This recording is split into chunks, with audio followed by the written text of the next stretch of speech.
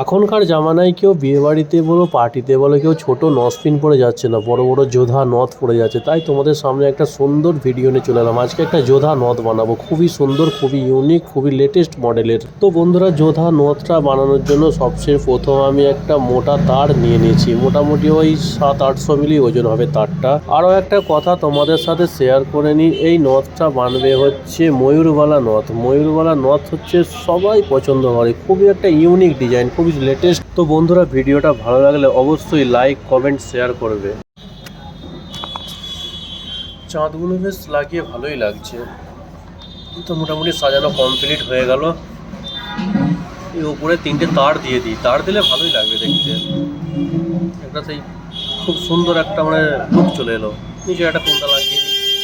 সাজানো কমপ্লিট হয়ে গেল। প্লাস্টার ঢেলে প্লাস্টারটা ভালো করে একটু গরম করে নেবো।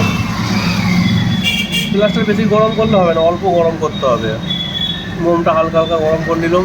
এই দেখো আস্তে আস্তে উঠে গেল, কত সুন্দরভাবে দেখতে পাচ্ছ।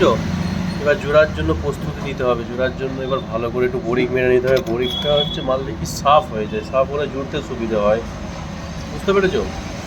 এটা দেখো মোটামুটি আমার জোড়া শুরু হয়ে গেছে।